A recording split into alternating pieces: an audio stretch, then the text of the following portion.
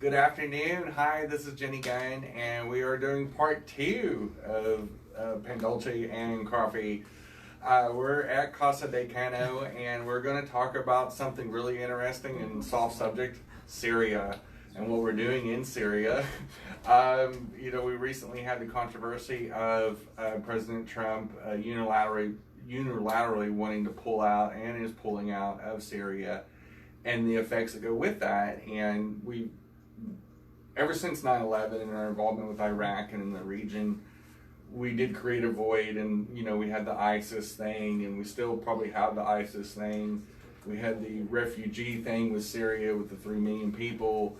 It's been a very unstable zone, so at some point we did send in troops again to stabilize Syria in the Trump administration. And Trump, one of his campaign promises was to pull out of a lot of these places. The framing of it, though, is that we also have the issues with his foreign policy and some inconsistencies. The travel ban, Syria was one of the countries that people could not travel to the United States from. So there's been some bizarro things. I question the pullout and the motivation behind it. And I wonder why he's just all of a sudden pulling out so quickly. And I'm going to let Jeff speak to this on how you stand on this, and we'll go from there. Well, to Trump's credit, he has been rather consistent on this for a long time. He was very critical of the Iraq War. He called out Jeb Bush during the primaries to answer the question of whether he thought his brothers did a bad thing, and I think the American public agreed with him. So, and we've had this discussion before where we've talked about Trump being perceived, rightly or wrongly, independent of the actual facts of the matter, independent of your Trump derangement syndrome or whatever that might be, that he was perceived as the relatively peace candidate during the election. And so when Hillary Clinton said that Putin is Hitler and made all these other claims, it was pretty clear that Trump was on the, in my mind at least, he was more of a peace candidate. So he's been consistent on Iraq, Syria. He's wanted to get out of Syria for a long time. So the pullout isn't nearly as sudden as the newscasts might make you want to think. So just stepping back for a second. Sure. Stepping back, this morning I was listening to just an NPR, I think, Fresh Air. I was listening to a broadcast just to sort of make sure I was up on the latest news, because this is changing very fast. The interview I heard was with a woman who writes for the Washington Post and is receiving some publisher award for her work at the Post, and she was interviewed. She said a lot of different things she's been covering the war since 2011. Throughout the entire interview, she did not mention oil, she did not mention the CIA, and she did not mention our regime change strategy. So when I approach this issue, I approach it with open eyes about our true motives, who's actually involved, and what our end goals might be, as muddled as they may seem. So if you're not talking about those 3 things, and you're not hearing about those 3 things from whatever media channel you're listening to, you're not getting the full story. You're not even getting part of the story. So I was very annoyed by listening to this interview. So in essence, there's one of the things is motives. What is, I think, so controversial about when Trump makes a move is we question everything he does. Right. He's not always had the best motives or intentions on a lot of things. And especially with foreign leaders. We're looking at the Ukraine controversy right now. We're looking at the travel ban. At the beginning of his presidency, he did this travel ban, which it was funny. You looked at the travel ban map. If when you looked at the issue, and one country had a travel ban, but the neighbor that happened also may or may not have investment into its hotels was not banned. For example, like Saudi Arabia did not have a travel ban, which was the home country of bin Laden, which is very interesting. Yet, if you were from Iraq, Syria, the less flashy Persian Gulf, Middle Eastern countries, you were banned. And this goes back to, is Syria a priority? Is the Kurds a priority? How do they fit into our our national security motivation and the stabilization of that area? Because we're the ones that caused the instability. I mean that whole region from the 9/11 war as a profit caused that instability, and Trump did send in a lot of those troops. Yeah, I don't believe we're the sole cause of instability. Here I am saying something positive about American foreign policy and American military. I don't think we're the sole cause. I believe when Jean Kirkpatrick back in the 80s, when she was at the San Francisco Democratic Convention, she was talking about the in '88 she was at the Republican convention talking about the San Francisco Democrats who wanted to blame America first. So I blame America for a lot of things, but I don't blame them for everything. So you have to be conscientious about the fact that this is an area very much in turmoil, and Assad, for better or worse, Bashar al-Assad is certainly a repressive leader, but to go back to our motives for being involved there and for starting, for instigating hostilities, partnering with ISIS and al-Nusra and all these other groups to help them to overthrow Assad. We were part of the regime change mission from very early on, and that's just sort of a classic playbook. Now, a lot of Americans don't actually want to believe that their country is involved in the business of regime change around the world. That's why it was not mentioned on this NPR Fresh Air interview show this morning. They don't want to hear that phrase. In order to hear that phrase talked about in some cogent way, you have to go to independent media, because you're not going to hear it from, you're not going to hear it. I mean, Tulsi Gabbard gets criticized for that as a Russian asset because people think it's a Kremlin talking point. Well, I'm here to say that I've got nothing to do with Russia, but if whoever says that is saying something truthful about the state of the world and about the state of American policy and what we want to do. So we were trying to do that in Syria because we didn't like Assad. The question is, why do we not like a secular, repressive dictator who has to use very dire means to hold his some secular sectarian group into a coherent country? But I do think it goes back to the mistrust of our government. So, going back to W. Bush, Obama, and the current president, President Trump, we've had a serious lack of a cohesive plan and an exit strategy. And anything, whether you start a business, do a nonprofit, whatever adventure you're going on a road trip, you have a starting point and an end game in mind when you begin it. And that can change, as we all know, life gets in the way. But our foreign policy in general, including Trump's, including the last three presidents from 43 to 45, including Obama, we've had a very incohesive long-term play when it comes to foreign policy, intervention, like in the Arab Spring when all the things went on in Egypt and Libya and all that Obama was behind in the presidency there. Like, Obama's foreign policy was not too different than W's. That's right. And we've had 3 presidents in a row that have all been trying to nation build and engineer these different countries. And as of right now, we have military forces of some sort in 82 different countries across the globe. There's only 162 sovereign nations. So we're in half of the nations on the planet, most in forward positions. Well, I'll contend that anywhere that we have our military is a forward position because they're not stateside.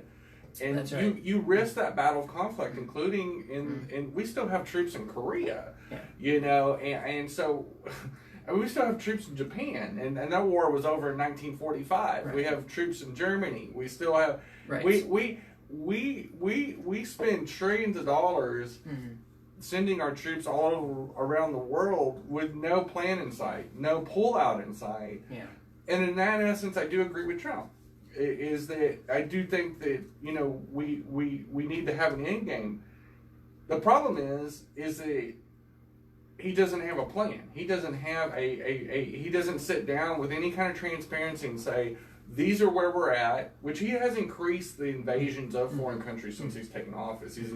He's sent troops to over 30 plus nations.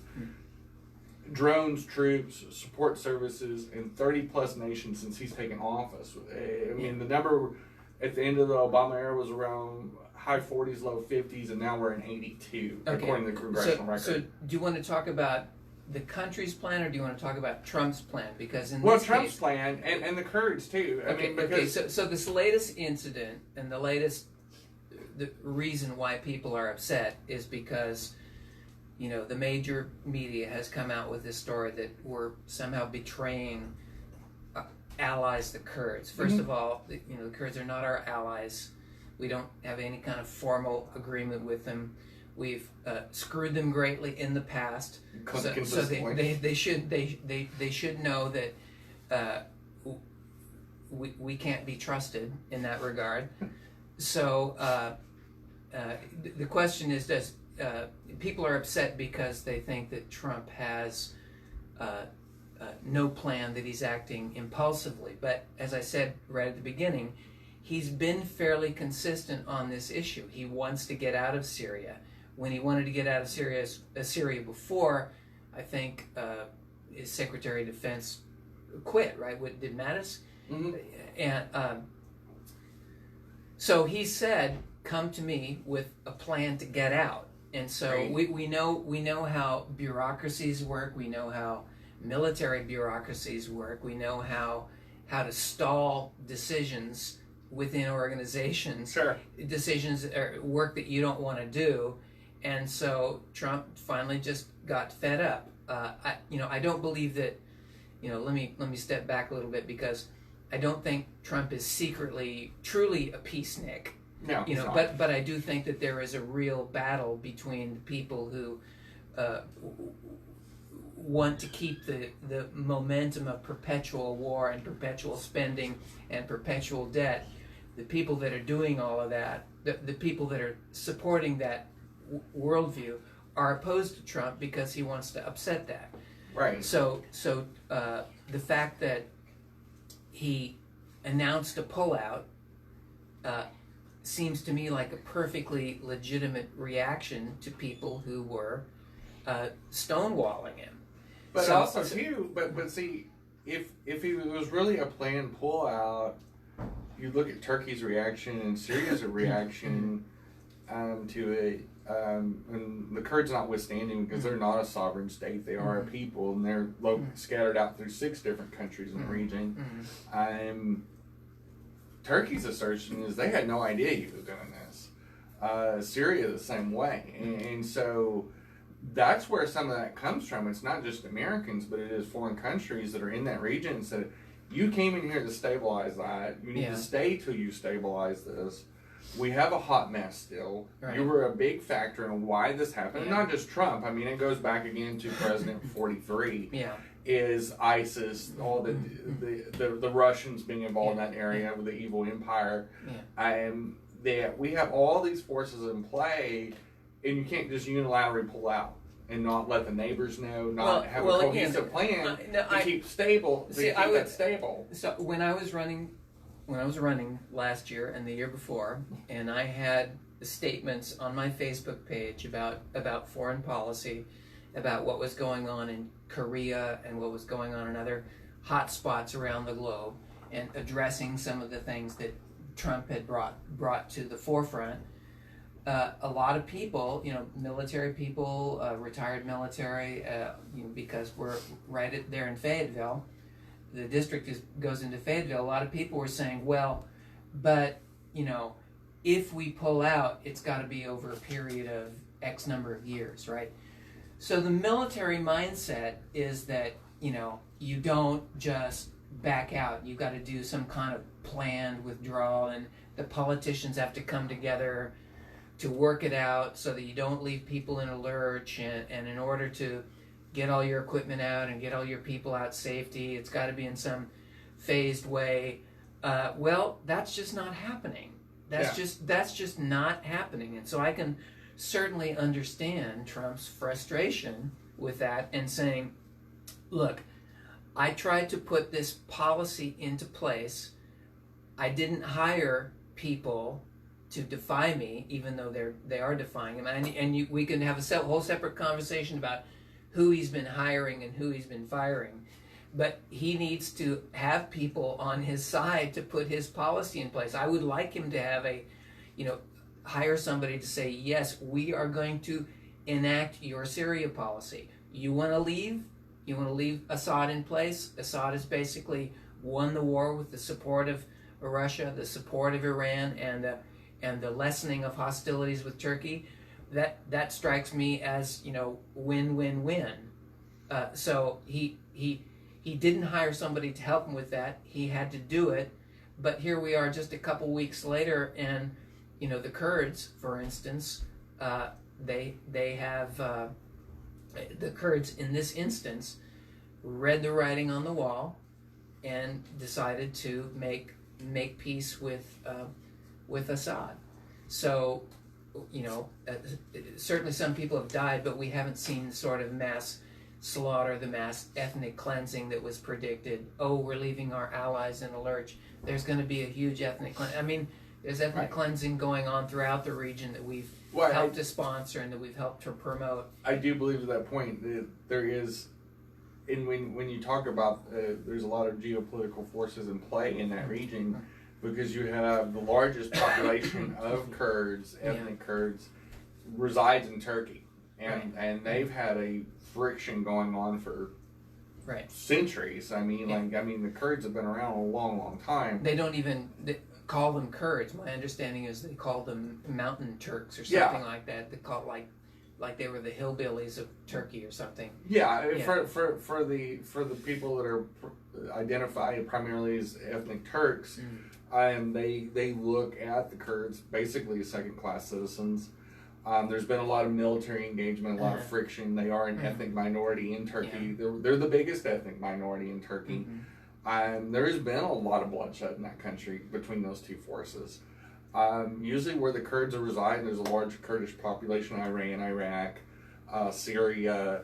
Many of the 3 million refugees were Kurds that ran away. I don't doubt that ethnic minorities, such as in the past with the Armenians, need to be. And the debate is that our role? Is that our role? So when a president, no matter who the president is, let's take Trump out of the equation for a second. When any president, commander in chief, changes a direction that our military is going, people of the opposite persuasion, no matter who they are, is going to go, oh, they changed their mind, it's controversial. And to that point, and this is where I agree with you, is I do think that there needs to be an end game. And one of the big battles is they're going to bring up the ethnic minorities, those areas, because of what we did in Bosnia, what we did in Vietnam, or in Southeast Asia, and the two neighboring countries. Is we've had these hardcore engagements, stirred things up, and then we pull out. Yeah. We've done that. We've done that in our history since World War II. Yeah. With the exception of Korea, that we're still there, but we keep going in, stirring the pot, flipping regimes or trying to flip regimes, nation build a little bit, and then we just pull out. Maybe we should never got in.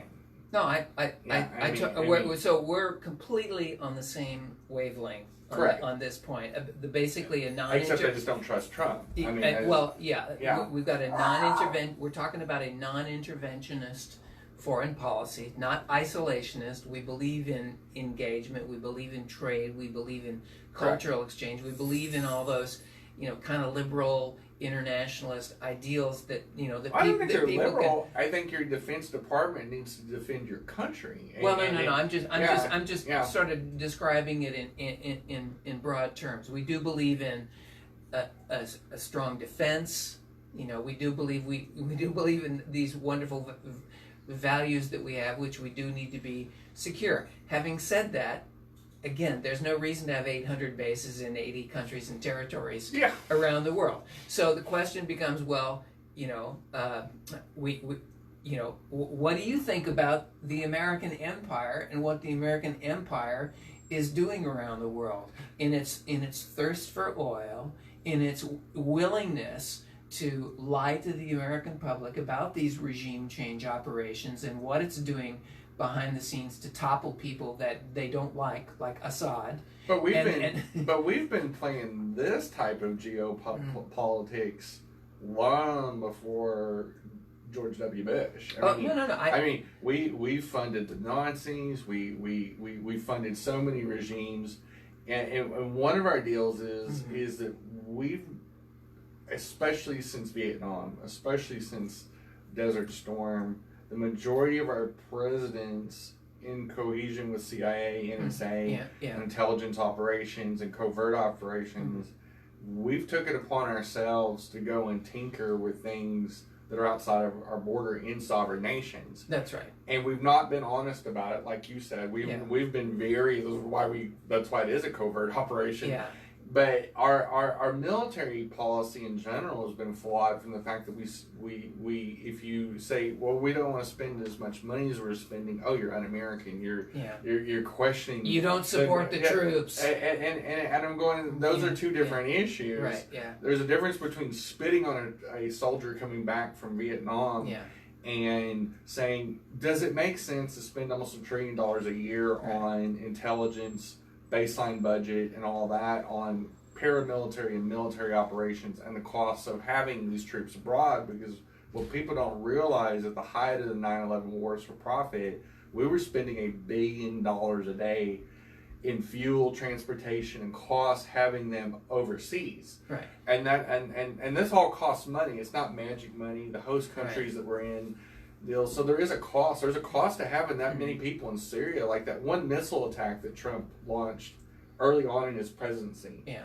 And to hit that one base. Right. That was $140 million that day that we dropped. Right. I mean, like $140 I think that was like 60 cruise missiles. And it was really more of an old chemicals factory or something. So not that many people died. I don't think anybody died. Well, not so much basically hitting an empty building. But it's not so much that, it's the cost. That's right. The human cost is very important because both our service people get scarred, damaged, and killed in this deal, and as a child of a disabled veteran. I know what that human cost comes at. I think, and the second thing is what damage we do having a presence in invading these countries. And every time we put a group of soldiers, that we're invading that sovereign nation. We're putting our foreign troops into that nation. Right. And that is an invasion. That's true. And in the case of Syria, we were not invited. We were not invited to be there. We just showed up. We just took it upon ourselves. Now Russia, on the other hand, we weren't invited in Iraq either. was invited.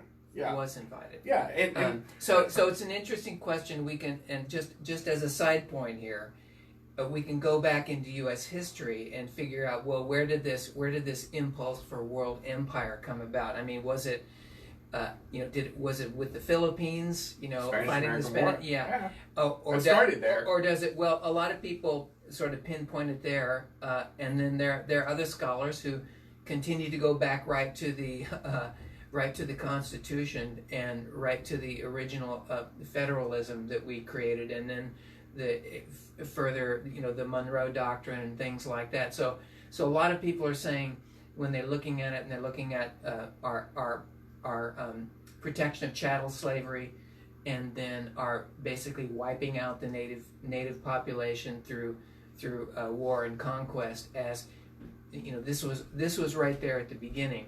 And so we've got bad blood. It's in our DNA, and maybe we need to do something about the whole structure of the country to purge that DNA and come up with something new. Now, that's a whole separate. That's a different discussion. Yeah. But when you do feed the industrial military complex, and this is something that President Eisenhower warned against, and he spoke as an expert because he was also being a former general and commander of the Allies in World War II. Right. He was scared about this.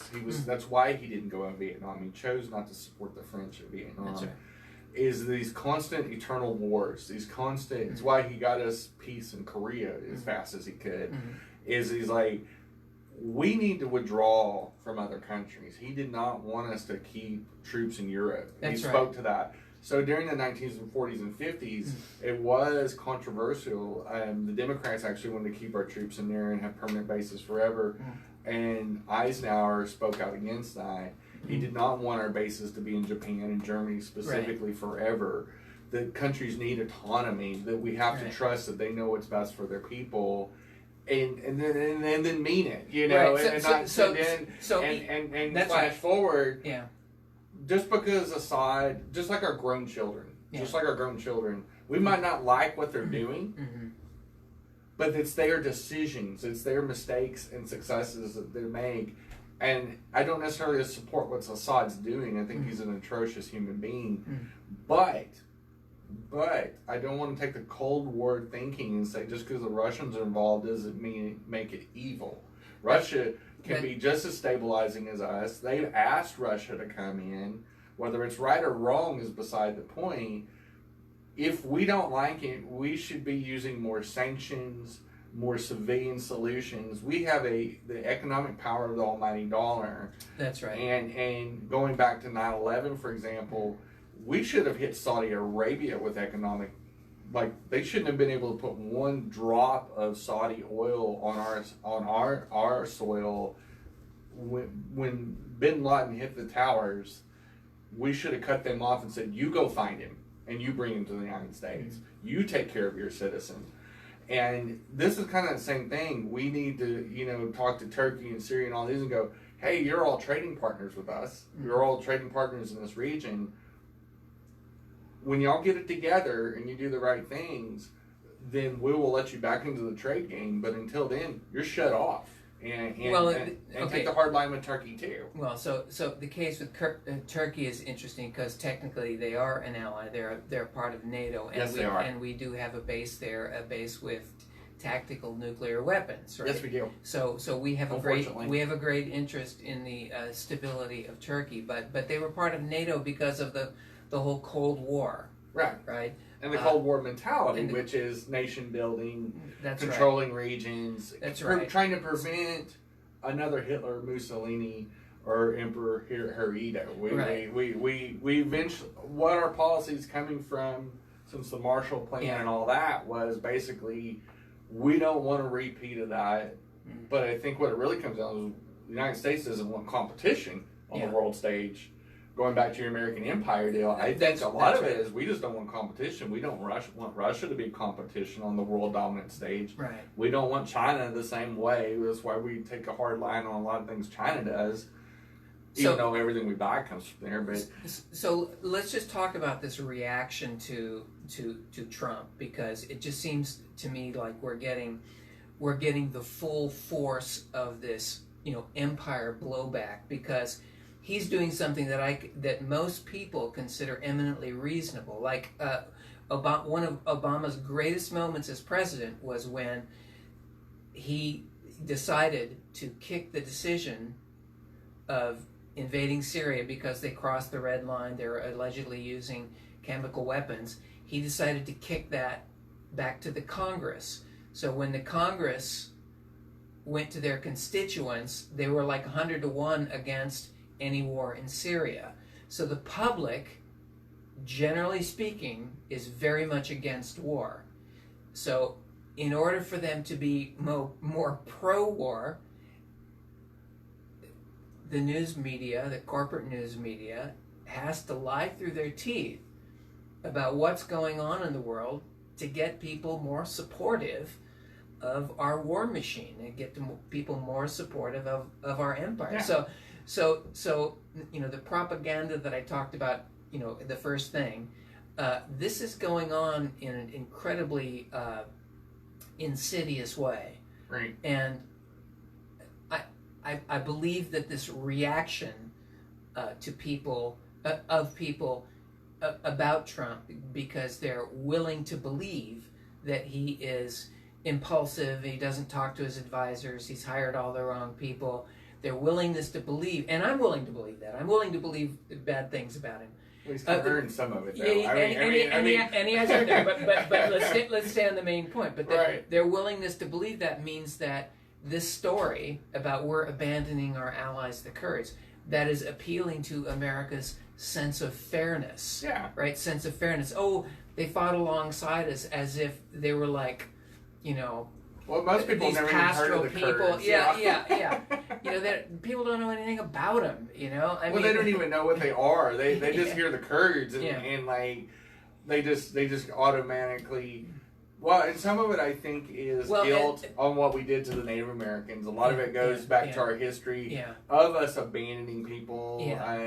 And so we also see the images that are flashed of Syria in the last 3 years of kids with dust all over their face and blood running down. Right. We see these 5-year-olds crying in the streets, these dads holding their dead kids in their arms, and there is this whole imagery that to speak to what you said about the media is the quote unquote propaganda machine, without sounding like a conspiracy theorist, is that there is two movements in play. There's an anti-Trump movement in play, and there's a pro-Trump deal. And anytime that you have two sides that are doing less than genuine propaganda for their assertions, this is what we're seeing. We see a massive mistrust of Trump. Yeah. So anything he does militarily, right or wrong, is going to get questioned by the other side. That's right. I mean, including me. I know, but the Democrats voted overwhelmingly against this action, and only 60 Republicans are supporting the president on withdrawing something like, I don't know, was it 50 troops or 28 troops or some very small group of people, which are basically group of military people, which is basically form a tripwire. If you touch those people, that means Americans are going to get very upset. Right. That American soldiers, American military personnel would die in Syria, right? And so that would create more havoc. So the fact that we pulled them out, we're taking out the tripwire and allowing the forces in place to make their play under pretty severe threats. Yeah. It's a forward zone. I'm trying to remember the point I was trying to make with this, other than the fact that, Trump. I believe that Trump did the right thing. Okay, and I'm not a Trump supporter. Right. No, fundamentally, I agree with the pullout. Yes. So I will go on the record. I do agree with the pullout. Yeah. I don't trust him. Right. And that's him, and he has a history of not doing the right thing for the right reasons, including militarily, because he has expanded our involvement around the world. So there's nothing. So it's not consistent, as you're saying. He's not been consistent on military. Okay. So there's nothing wrong with saying I don't like the way it's being done, or I think that they could have slightly done it better, or his motivation, or whatever it is. Nevertheless, I think we're getting to a better place. Again, just to go back, the Kurds, even though they might, there's an element of the Kurds which the Turks consider terrorists, and so they consider them a threat to their own national security. And the same way in Syria, they're cutting a deal, and they're cutting a deal to presumably avoid bloodshed or to do some power sharing. But I noticed that some people were saying, the Kurds should have cut a deal when they were at the height of their power, not at the bottom of their power, not when they were being threatened by being overrun by the Turkish military. They should have cut a deal knowing that they would never get they would never get autonomy over this oil-rich part of the country.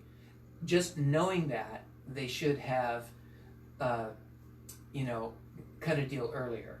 But I do think one of the things in the backroom diplomacy is that we had talks with the Kurds too. So the Kurds, from what they understood, and this was a running thing with Iraq as well, right? Because there's a large Kurdish population in Iraq, and during the original agreements that started building us down out of Iraq at the end of the second Iraq War, the 9/11 wars. And one of the agreements was with the council that was forming the new Iraqi democracy was putting an ethnic state for the Kurds, building a protected zone, and the same was assumed and talked about for Syria. And so and start building a model to even include Turkey, whether it is bringing them out of Turkey and putting them in these countries, but starting the process of building some type of Kurdish homeland or autonomy, whether it's a sovereign nation or just a reservation like we have for Native Americans here in this country. And those talks began. They began quite a while ago.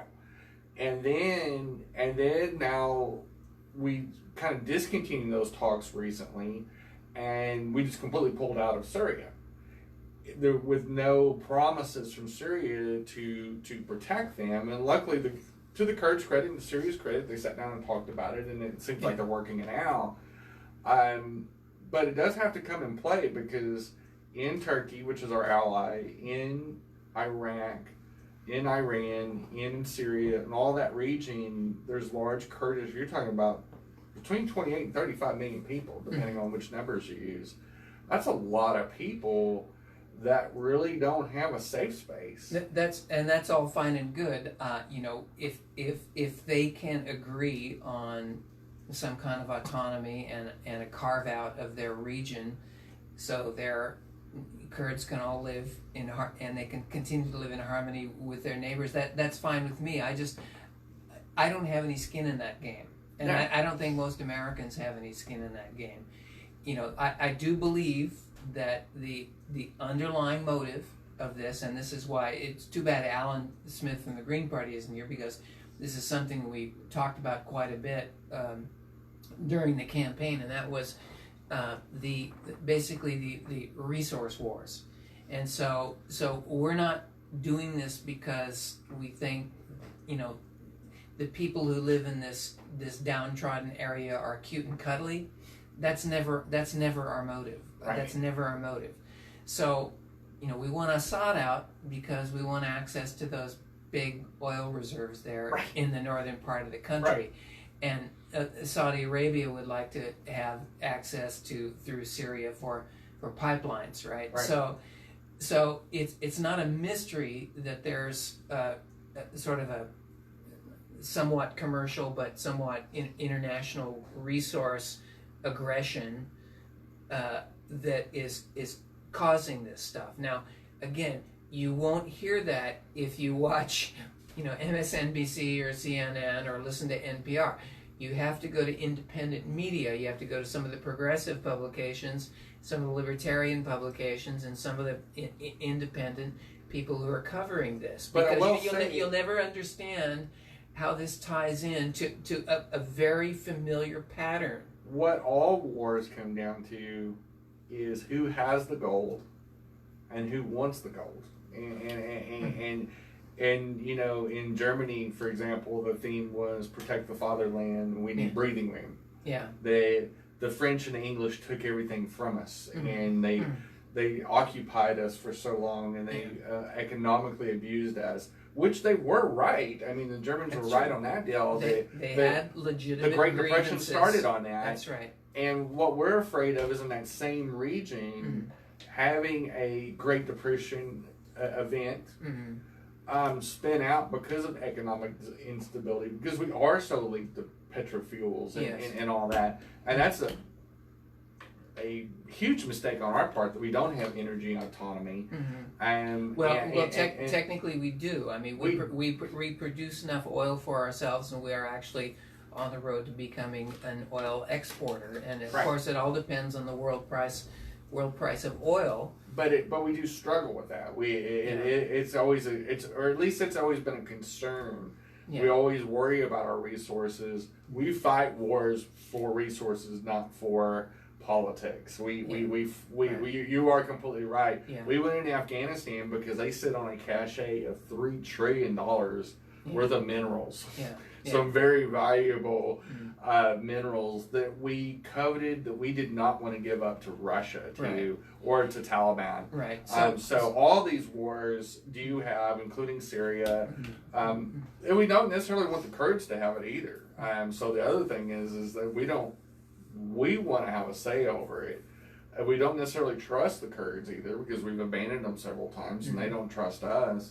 But at the end of the day, I think it does come down to trust. I think... Well, trading relations require trust, right? Correct. And it requires diplomacy, and it requires people who can get along without, pulling out a gun and shooting each other in the face. And military action and military incursions means we don't trust them, and we couldn't sit down and talk about it. And we invade that country and go, we don't think you can think for yourselves.